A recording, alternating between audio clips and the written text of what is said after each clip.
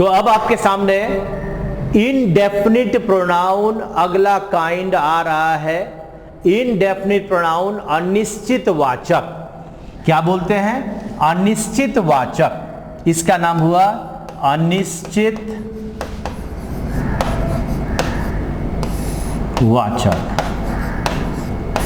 अब देखिए इसमें क्या है, someone, somebody, everyone, everybody, anyone, anybody, है ना, नो वन, नोबॉडी, एटीसी। ये आपका 8 वर्ड है। Someone, somebody, everyone, everybody, anyone, anybody, no one, nobody. ये 8 शब्द है। ये सब का सब शब्द आपका सिंगुलर होते हैं। सारे वर्ड कैसे हैं? तो सिंगुलर है। सारे शब्द, ये 8 शब्द सिंगुलर है, जिसके बाद वर्ब हमेशा सिंगुलर होगा। ऑब्वियसली ऑब्वियस है ये। अगर हमारा सब्जेक्ट सिंगुलर होगा तो वर्ब कैसा होगा? सिंगुलर होगा। वर्ब के बाद अगला जो इसमें मेन पार्ट है, जो आपको सीखने का पार्ट है, वह क्या है कि वर्ब के बाद जो प्रोनाउन आएगा, वर्ब के बाद अगर कोई प्रोनाउन आता है तो वह ही पर आधारित होगा। किस पर आधारित होगा? ही पर आधारित होगा। यानी एवरीवन, एवरीबॉडी के लिए अगर प्रोनाउन लाते हैं तो ही पर आधारित होगा।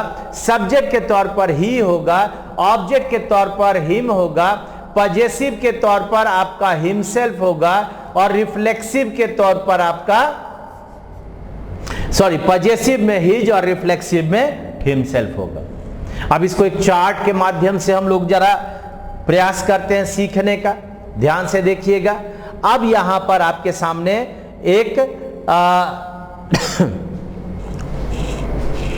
चार्ट के माध्यम से देख रहे हैं कि someone, somebody, anyone, anybody, everyone, everybody, no one, nobody. अगर आपके पास यह शब्द आया है तो इसका वर्ब कैसा होगा? तो सिंगुलर होगा। और प्रोनाउन कैसा होगा? तो प्रोनाउन अगर आता है तो ही पर आधारित। अगर ही पर आधारित होगा तो हमारा सब्जेक्ट बनेगा ही, ऑब्जेक्ट बनेगा हिम, पजेसिव बनेगा हिस, और रिफ्लेक्सिव बनेगा हिमसेल्फ। ठीक है ना? तो ये सारा आपका someone, somebody, anyone, anybody, everyone, everybody, no one, nobody, सब का सब सिंगुलर है, इसलिए इसका वर्ब भी सिंगुलर, प्रोनाउन ही पर आधारित। समवन, समबडी का मतलब क्या हुआ? कोई। हाँ, ये एनीवन, एनीबॉडी का मतलब भी कोई। एवरीवन का मतलब प्रत्येक। हाँ, और नो वन का मतलब कोई नहीं। ठीक है। अब जरा क्वेश्चन बनाकर देखते हैं कि हमसे क्वेश्चन हमारा बनता है किस तरह से आता है। पहला क्वेश्चन है, someone is going with their brother. तो देखिए समवन के साथ हमारा इज जो आया ये बिल्कुल सही है, लेकिन अब इसी समवन के लिए हमारे पास ये देयर आ गया। देयर के बदले क्या होगा भाई? हिज होगा। क्या बनेगा? देयर के बदले हिज बनेगा। Someone is going with his brother, he पर आधारित आता है।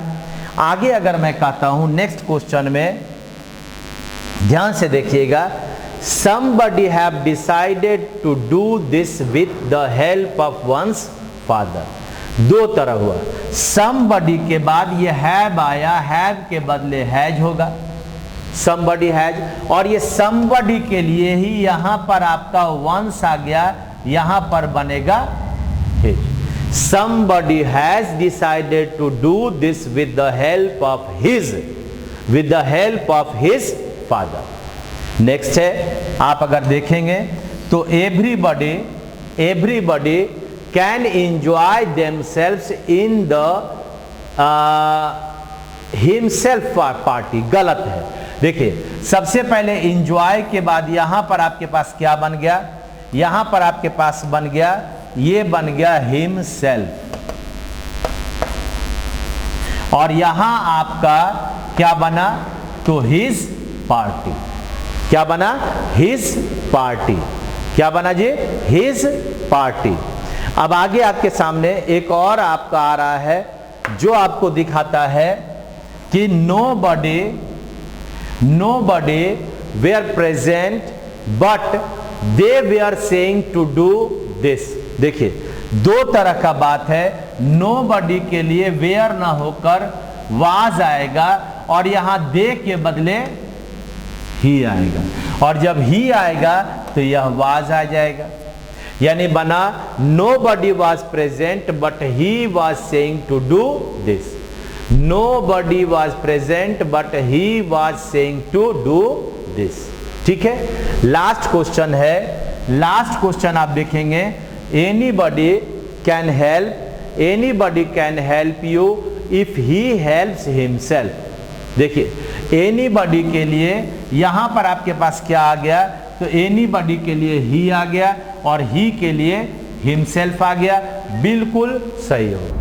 तो ये आपके पास उसी इंडेफिनिट प्रोनाउन में अब हमारे पास एक वर्ड आता है जिसका नाम है वन। हाँ, अगर हमारा इंडेफिनिट प्रोनाउन में वन शब्द है तो इसका वर्ब कैसा होगा, सिंगुलर। लेकिन वर्ब के बाद जो आपके पास प्रोनाउन आएगा वह वन पर आधारित होगा, न कि ही सी पर आधारित। अगर मैं सब्जेक्ट कहता हूं तो वन का subject one, object one, possessive one's, reflexive one self. हाँ, कैसे बना, यानी अगर मैं इसके सपोज करें कि इसके सब्जेक्ट की बात करें तो वन आपका सब्जेक्ट हो गया। अब इसका वर्ब कैसा, वर्ब आपका सिंगुलर होगा। प्रोनाउन क्या होगा जी, तो वन पर आधारित।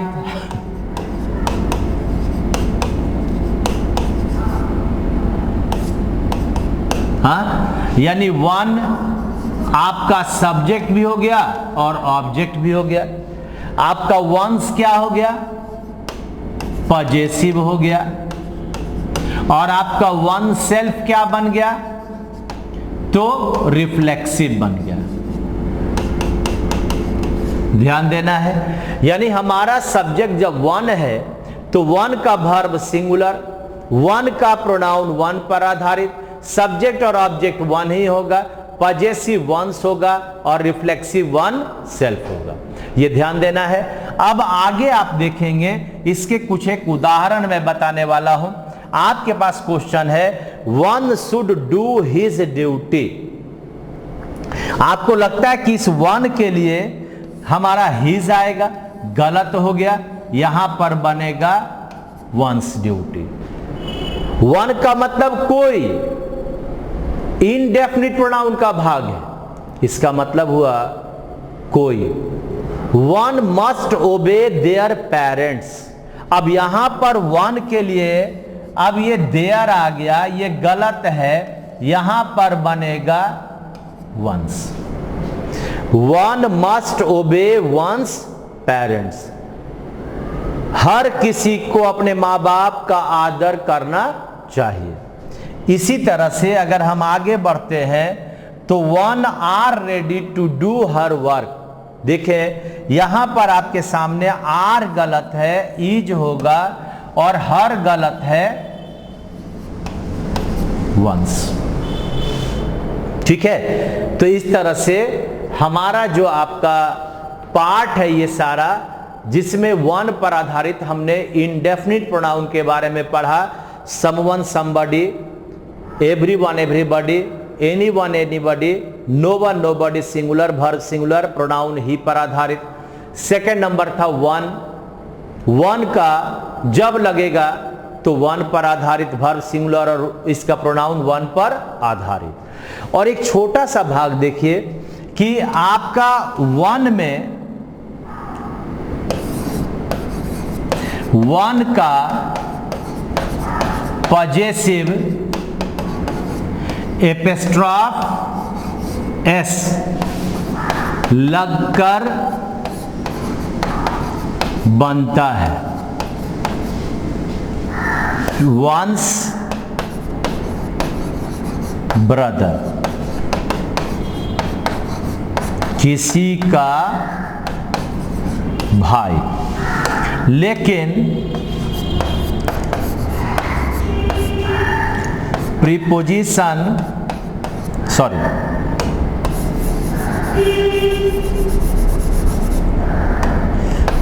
प्रोनाउन के अन्य किसी भाग में एपिस्ट्रॉफ एस नहीं लगता है। ये बड़ा इंपॉर्टेंट है।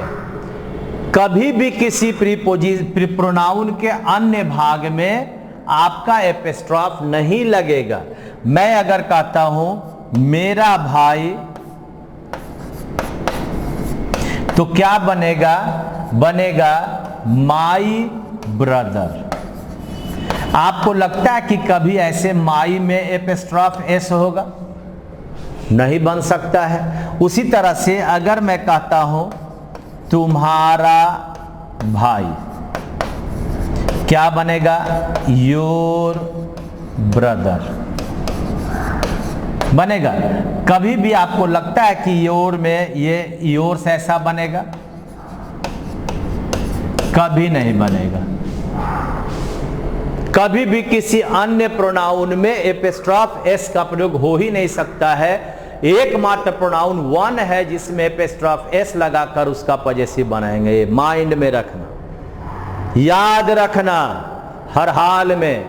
कई एक बार योर सिंसियरली लिख देते हैं, Y O U R, apostrophe S कभी नहीं बनेगा, ध्यान देना। चलिए आगे बढ़ते हैं अगले रूल की ओर, जिसका नाम है रिलेटिव प्रोनाउन। रिलेटिव संबंधवाचक प्रोनाउन, क्या नाम है जी? इसका नाम है संबंध वाचक प्रोनाउन।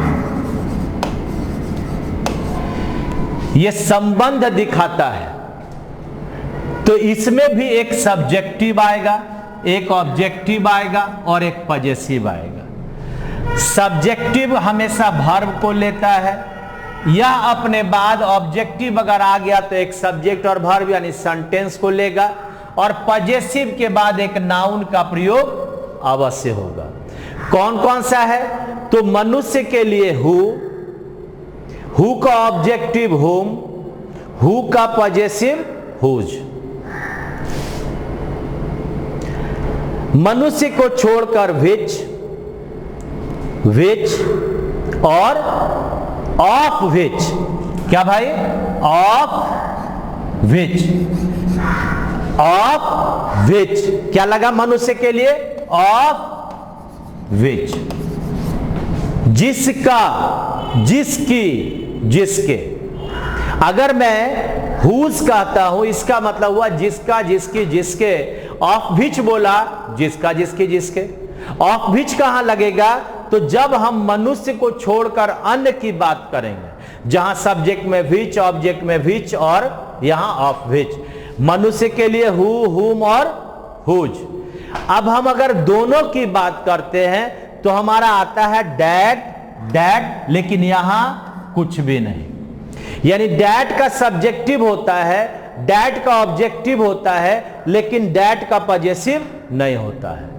तो रिलेटिव प्रोनाउन मनुष्य के लिए बोलो, सब्जेक्ट में हु, ऑब्जेक्ट में हुम, पॉजेसिव में हुज। अगर मैं अन्य के लिए बात करता हूं, सब्जेक्ट में विच, ऑब्जेक्ट में विच और पॉजेसिव में ऑफ विच। ठीक है। इसी तरह से अगर दोनों की बात करें, डैट सब्जेक्ट, डैट ऑब्जेक्ट। लेकिन सामान्य तौर पर डैट का प्रयोग आसानी से नहीं होता है। कुछ एक शब्दों के प्रयोग के बाद ही हम प्रयोग कर सकते हैं डैट का। तो इस पर आधारित हम लोग अपने रूल की ओर चलते हैं। इसी रिलेटिव प्रोनाउन के भाग में चलते हैं। पहला है, आपने देखा ऊपर कि हु, हुम, हुज का प्रयोग ह्यूमन बीइंग यानी मनुष्य के लिए होता है। ह्यूमन बीइंग का मतलब क्या हुआ? मनुष्य। Which of which human being को छोड़कर अन्य के लिए प्रयोग किया जाता है। पेड़ पौधा जानवर के लिए विच और विच आता है। अगर मैं कुछ एक उदाहरण बताता हूं, Ram is a boy dash my friend. अब किसके लिए आया? ये बॉय लड़का है, क्या बनेगा? क्योंकि यहां वर्ब है तो बना who is my friend.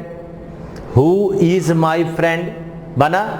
Ram is a boy, देखो एक सेंटेंस आ गया, एक और सेंटेंस आई नो आ गया, तो दोनों के लिए क्या बनेगा? राम एक लड़का है जिसे मैं जानता हूं, यानी यहां पर बन गया हुम बन गया।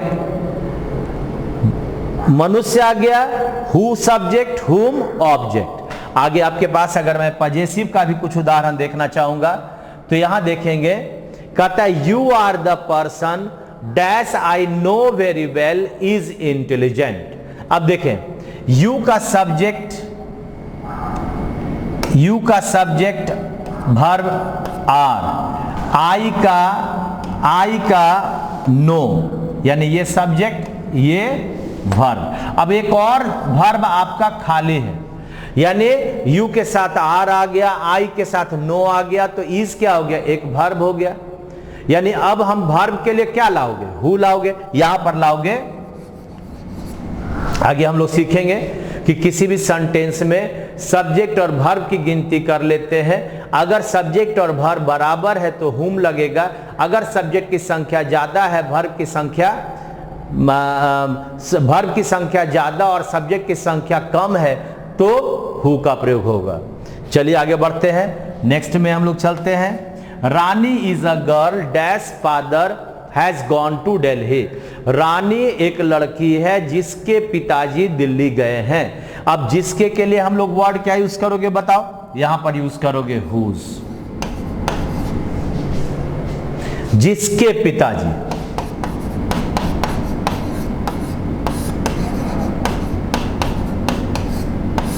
ठीक है। Ravi is an old person. Ravi एक बूढ़ा व्यक्ति है जिसकी वाइफ एक सब महीना पहले डाइड यानी मर गए। किसकी? जिसकी, यानी जिसकी की क्या होगा? पर्सन के लिए यहां पर क्या आएगा? हुज वाइफ आएगा। उसी तरह से अगर आगे बढ़ते हैं, आई हैव अ काउ। अब जब काउ आ गया, अब काउ के लिए आप लोग क्या यूज करोगे? तो यहां पर होगा विच, क्योंकि यहां काउ तो मनुष्य है नहीं, तो इसलिए आपका विच आ गया। You have taken a flat. Flat भी तो कोई मनुष्य नहीं है, इसलिए यहां भी क्या बनेगा? Which. Which you want to leave just now. अब आगे बढ़ते हैं और अब आगे कहते हैं we have a dog. We have a dog dash colour is brown. आपके पास एक कुत्ता है जिसका कलर, अब जिसका कलर के लिए क्या यूज करोगे जी? Of which. ऑफ विच का प्रयोग करेंगे। तो इस तरह से हमारे पास रिलेटिव प्रोनाउन के रूप में मनुष्य में आ रहा है हु, हुम, हुज। अन्य के लिए आ रहा है विच, विच, ऑफ विच। दोनों के लिए आ रहा है डैट। लेकिन डैट का प्रयोग करते समय कुछ सावधानियों को बरतना पड़ता है। एक छोटा सा बात है, उसके एक अलग रूल है। कैसे हम लोग डैट का प्रयोग कहां करेंगे उसके बारे में आपको मैं बताने जा रहा हूं नेक्स्ट में। डैट का प्रयोग, अगला रूल है, कॉपी का स्वभाव बढ़ाएंगे। सामान्यतः किसी जगह नहीं किया जाता, ऐसे डैट का प्रयोग नहीं किया जाता। लेकिन अगर वाक्य में निम्नलिखित शब्द का प्रयोग किया गया है, वाक्य में निम्नलिखित शब्द का प्रयोग किया गया है, तो वहां सिर्फ डैट का प्रयोग होगा, हु, विच या हुम का प्रयोग नहीं होगा। यानी कुछ एक ऐसे शब्द हैं जिसके बाद डैट का प्रयोग होता है, वहां न हु होगा, न विच होगा, न हुम होगा। अब कहां कहां है, तो इसके लिए आपका पहला है कि अगर वाक्य में एनीथिंग आया है, एवरीथिंग आया है, नथिंग आया है, एनी आया है, तो उसके बाद हम लोग क्या प्रयोग करोगे, तो इसके बाद हमेशा हमारा क्या बनेगा, डैट बनेगा। यानी एनीथिंग आ गया तो आगे डैट होगा, एनी आ गया तो आगे डैट होगा, अगर नथिंग आ गया तो आगे डैट होगा। सेकेंड नंबर का आता है अगर वाक्य में ओनली का प्रयोग हुआ है, तो अगर ओनली आया है तो इसके बाद क्या लगेगा जी, तो डैट लगेगा। यानी अगर ओनली आ गया, Ram is the only person who is my friend, तो Ram is only person who नहीं होगा, क्या बनेगा, दैट इज माई फ्रेंड। तो अब देखते हैं कि यहां पर आपके सामने क्या है कि अगर तीसरा है, अगर वाक्य में फ्यू आया है, ए फ्यू आया है, द फ्यू आया है, हाँ, लिटिल आया, ए लिटिल, द लिटिल, अगर few, a few, the few, little, a little, the little आया, तो इन सभी के बाद भी हमारा हमेशा डैट का प्रयोग होगा। चौथा नंबर है कि अगर वाक्य में रिलेटिव प्रोनाउन आया, सुपरलेटिव डिग्री, अगर वाक्य में सुपरलेटिव डिग्री, जैसे तुम लोग कहते हो गुड, बेटर, बेस्ट, बेस्ट क्या हुआ, superlative degree, beautiful, more beautiful, most beautiful, ये मोस्ट ब्यूटीफुल क्या हो गया, सुपरलेटिव डिग्री। तो अगर वाक्य में सुपरलेटिव डिग्री का कोई भी पार्ट आया हो, जैसे कहते हैं मोस्ट इंटेलिजेंट, हाँ, ये आपका एक उदाहरण है, अगर आया है तो सुपरलेटिव डिग्री के बाद हमेशा क्या लगेगा, डैट लगेगा। अगर वाक्य में ऑल का प्रयोग हुआ है तो उसके बाद क्या लगेगा, डैट लगेगा, यानी इसके बाद भी आपका डैट लगा। तो अगर हम पूरा का पूरा एक शब्द देखेंगे तो आपके पास आ गया all, only, any, anything, everything, nothing, है ना, सुपरलेटिव डिग्री, और यहां पर आपका ऑल, ये सब के बाद क्या लगेगा, डैट लगेगा, वहां विच और हु और हुम का प्रयोग नहीं होगा। अब कुछ एक उदाहरण से हमें इसे सीखना है। पहला कहता है I can do nothing, I can do nothing which will make you Shem, मैं ऐसा कुछ भी नहीं कर सकता जिससे तुम्हें लज्जा का अनुभव हो। अब ये देखो यहां पर नथिंग आ गया, तो नथिंग के बाद ये विच का प्रयोग गलत है, यहां क्या बनेगा भाई, डैट का प्रयोग होगा। क्या बना, नथिंग के बाद डैट, नथिंग के बाद डैट। नेक्स्ट है इसी तरह से आपके पास है he has given everything which he had, उसने सब कुछ दिया जो उसके पास था। अब यहां पर एवरीथिंग आ गया, तो यहां विच के बदले क्या बनेगा, डैट होगा। एवरीथिंग के साथ क्या लगाएंगे, डैट लगाएंगे। You are the only boy who can do this, अब देखो यहां ओनली आ गया, ओनली के साथ हमें डैट का प्रयोग करना है, इसलिए ये हु के बदले यहां पर आपका डैट लगेगा। क्या बना, you are the only boy that can do this, that can do this, तब आपके सामने आ रहा है। नेक्स्ट आपका आ रहा है क्या भाई, he has a few pens, a few, अब इसके लिए यहां पर विच का प्रयोग ना होकर क्या बनेगा, डैट का प्रयोग होगा। ठीक है ना। Ram is the best boy, ये सुपरलेटिव डिग्री है, एस डी। अब बेस्ट के बाद यहां हुम आ गया, यहां पर क्या बनेगा जी, डैट बनेगा। Ram is the best boy that everybody knows. ठीक है, फिर आगे आपके पास है all which glitters is not gold. अब देखो ऑल आ गया, कहावत भी है, हर चमकता हुआ चीज सोना नहीं होता है, यानी ये विच के बदले क्या बनेगा, तो ऑल डैट ग्लिटर्स। ये पूरा एक कहावत भी हो गया। क्यों बना, क्योंकि ऑल के बाद डैट आता है। आई have a little milk which, अब यहां पर आ गया लिटिल, लिटिल के साथ विच आ गया, विच के बदले क्या बनेगा, that. I have a little milk that I can not spare. अब इसका एक और रूल है, एक और रूल है, नेक्स्ट रूल की तैयारी करें।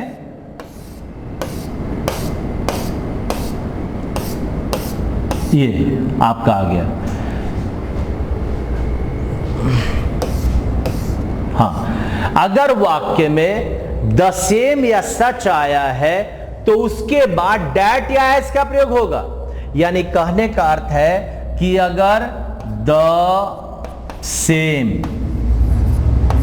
या सच आया है तो इसके साथ या तो डैट लगेगा या तो एज लगेगा। यानी द सेम और सच के साथ विच, हु, हुम का प्रयोग नहीं होगा। डैट के बाद किसी सेंटेंस का प्रयोग होता है, जबकि एज के बाद कोई पॉजेसिव नाउन या प्रोनाउन का प्रयोग होता है। यानी यह अपने बाद एक सब्जेक्ट प्लस वर्ब को लेगा, जबकि यह अपने बाद क्या लेगा, तो माइन लेगा, योर्स लेगा, etc लेगा।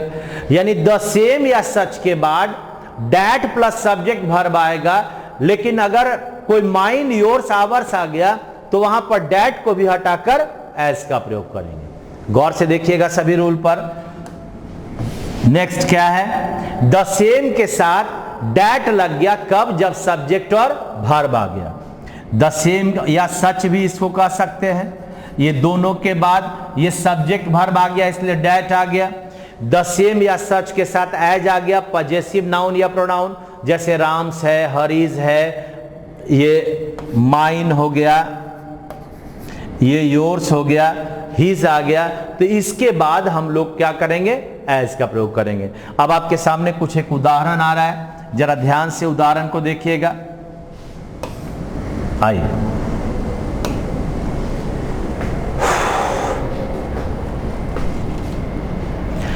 This is the same watch which I purchase yesterday.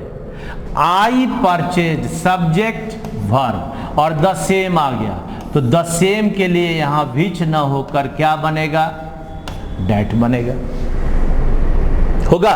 This is the same या such watch that I purchase yesterday. This is the same watch which yours, ऐसा ही घड़ी है जैसा तुम्हारा। यानी यहां पर द सेम के साथ विच न लगकर एज आएगा, क्योंकि यहां पर ये पॉजेसिव प्रोनाउन है ना। क्या बना, यहां पर बना एज लग गया। आगे बढ़ते हैं, नेक्स्ट क्वेश्चन है,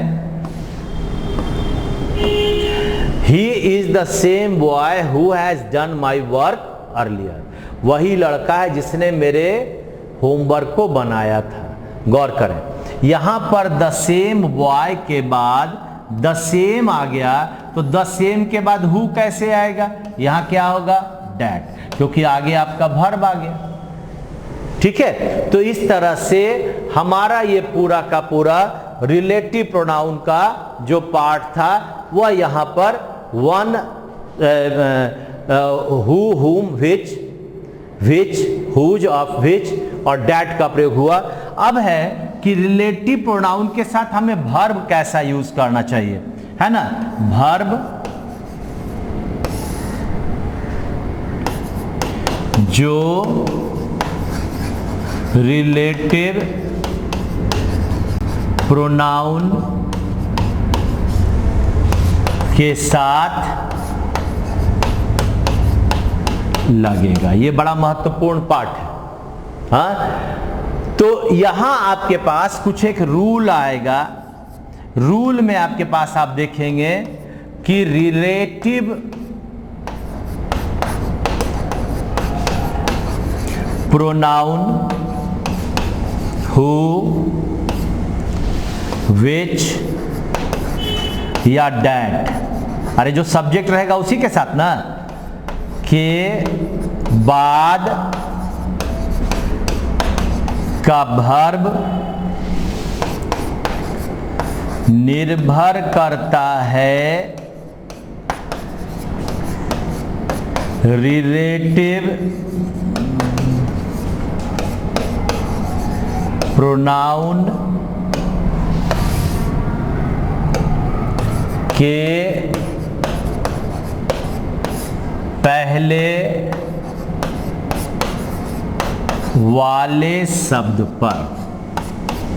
हाँ, जैसा रिलेटिव प्रोनाउन के पहले शब्द आएगा उसके अनुसार उसका वर्ब होगा। अब देखेंगे गौर से।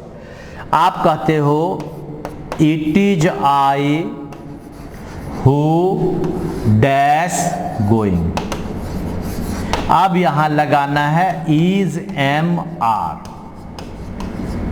बोलिए क्या लगेगा?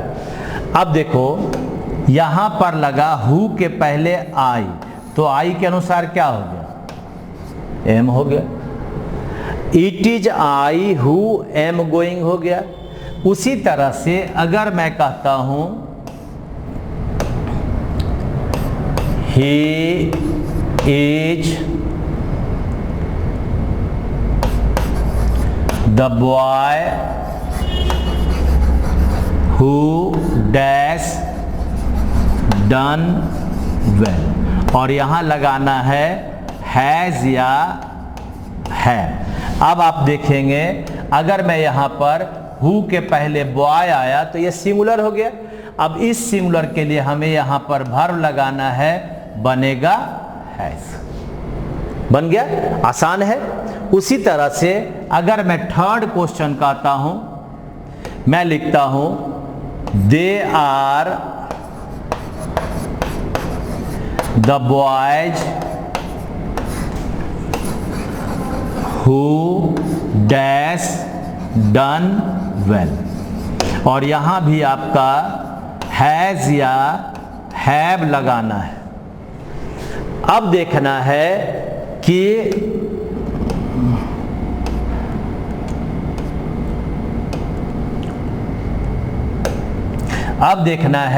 कि यहां पर हु के पहले बॉयज आ गया तो बॉयज के अनुसार बनेगा है। चलिए एक बड़ा शानदार क्वेश्चन मैं अभी लिखने जा रहा हूं, उसका आपको दिखाना है कि क्या वर्ब होगा। चलिए देखते हैं। लिखेंगे she is one of the best mothers that dash done well, has या हैव। बनाइए बनाइए, क्या बनाओ? जनरल हम लोग क्या करते हैं कि ये हम लोग सोचने लग जाते हैं कि वन ऑफ द आ गया तो वो तो वर्ब सिंगुलर लेगा, लेकिन अब इस क्वेश्चन में देखें तो अगर ध्यान से देखिएगा तो डैड के पहले मदर्स आया और मदर्स है प्लूरल, तो इस मदर्स के लिए हमारे पास वर्ब क्या आएगा? हैव आएगा। रिलेटिव प्रोनाउन नहीं आता तो सिंगुलर। अगर मैं कहता हूं one of the best mothers dash done well, और यहां पर रहता हैज और हैव। अब हमारा वर्ब वन पर आधारित, इसलिए यहां पर रहता हैज। लेकिन जैसे ही रिलेटिव प्रोनाउन आ जाएगा उसके पहले जब भी वन ऑफ आएगा तो उसके बाद नाउन प्लूरल, यानी ये मदर्स प्लूरल, तो वर्ब कैसा? प्लूरल। केवल one of the best mothers आया, वन के लिए वर्ब हैज आ गया। तो इस तरह से आपके पास वर्ब को चूज करने में खास ध्यान रखना है। और अगर आपको कहीं भी आप फंसे तो एक उदाहरण आप याद रखिएगा, आप लोग को ये याद रहता है it is I who am होगा, क्योंकि हु के पहले आई है तो आई के अनुसार आपका वर्ब कैसा होता है? सिंगुलर होता है, यानी एम होता है। ठीक है ना? तो ये रहा आपका प्रोनाउन का पूरा रिलेटिव प्रोनाउन आपने खत्म किया। चलिए इसके क्वेश्चंस को हम लोग देखेंगे।